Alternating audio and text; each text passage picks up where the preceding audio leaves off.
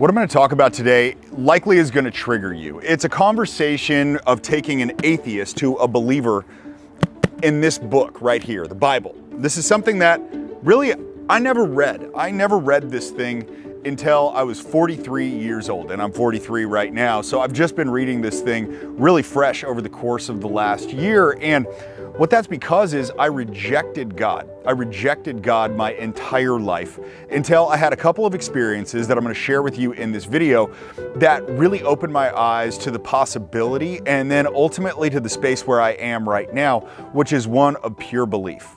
Actually, that's a lie. To say that I purely believe isn't the real case. I am trying to believe. One of the biggest fights in my life right now is to try to eradicate all disbelief that I have. Because on my path to finding God, it was rife with disbelief, so much disbelief. Specifically, there was one Christmas Eve where, when my now wife was my girlfriend, this was our first Christmas together, and her family were church-going people. I wasn't. I'd never wanted to be part of that conversation in any way, shape, or form. I was like done with it. They tried to take me to a Catholic church when I was a kid, and it felt like punishment because I had to wear a tie and kneel on these pews, stand up, sit down, sing from the Bible, words that I didn't know, the hymns and all this. So it was punishment to me. And so I went to church and I went to a service with my then girlfriend, now wife, and her family. And I remember the pastor standing up there at the front of the church, and he wanted everybody to close their eyes. And so I closed my eyes. I'm sitting in the back and I closed my eyes. And he says, I want you to think of the biggest problem in your life. And so I think of the biggest problem in my life at that time. And I forget what it was because it was about 12 years ago. But then he said, I want you to give that problem to Jesus. And I wanted to sit in the back of the church and yell, bullshit, thinking that that's not really how it works, in part because I didn't believe the story. I didn't believe the stories that were in this book. I'd never even opened this book, but I did not believe them. And that was the negative frame that I had around the conversation of God and around the conversation of religion that I couldn't get over. I couldn't get past that spot. And so I found myself in a place where there was no God, there was no belief, there was no real understanding of anything bigger than me. It was all this egocentric, I can do it, I'm smart enough type of mentality. And I've found in my discovery over the last year that that's simply not the truth. I don't produce anything. I'm not even producing this video right now or saying the words that are coming out of my mouth.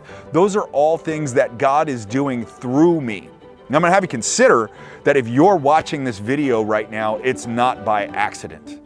This was done some way, shape, or form. This video ended up in your feed, whether you chose to follow me a while ago or it just popped up in your feed right now because maybe it said that you needed to watch this video. It is no coincidence. There's a reason that you're listening to this message right now. It's because this message, just like every message that comes through me or comes through even you, is all God delivered.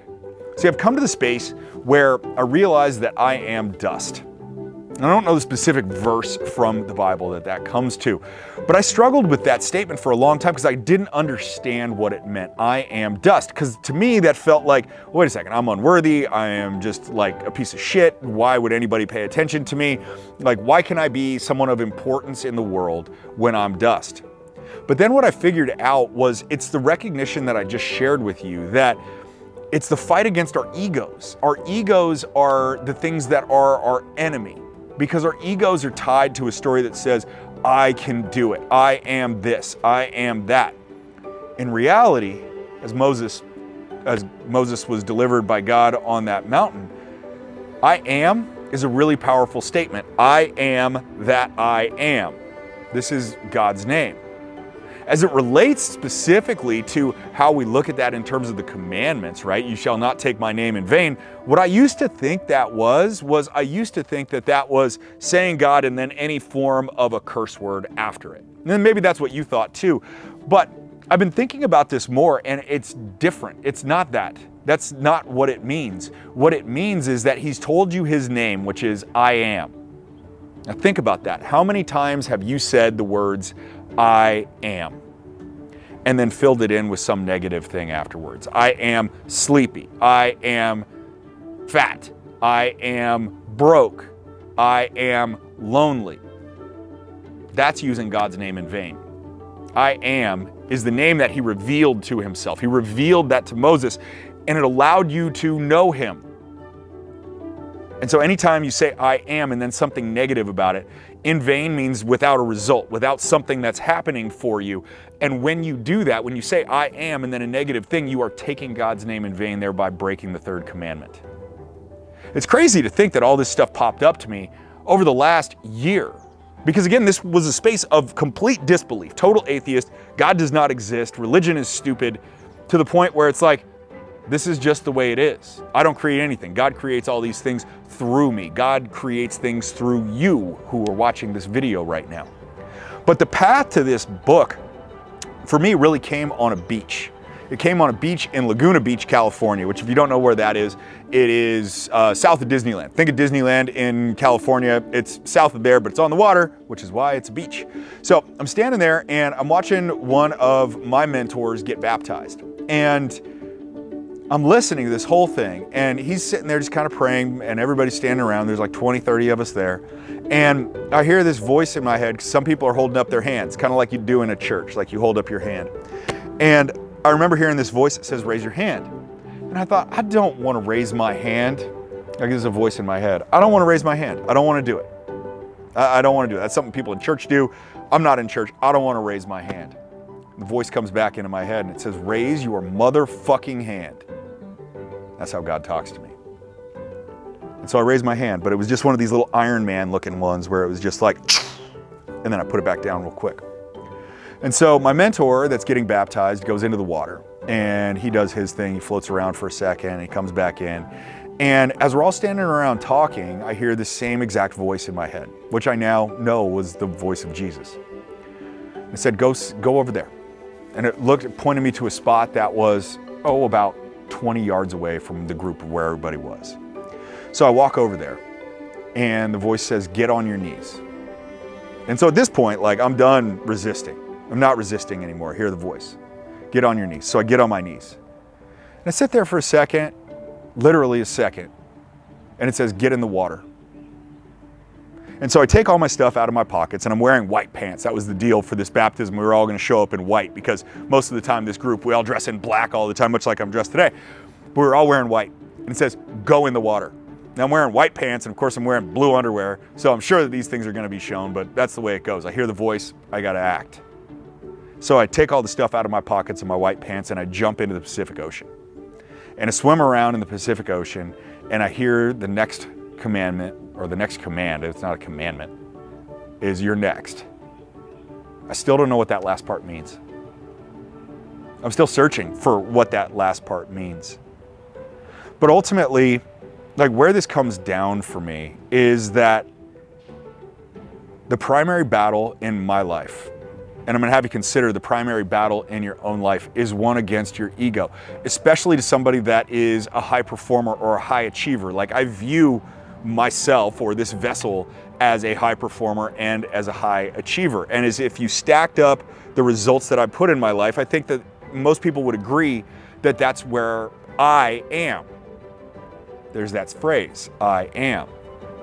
But the reality of it is, and this is the difference for me as an atheist versus a believer, is that I didn't do any of that. God did all of those things through me.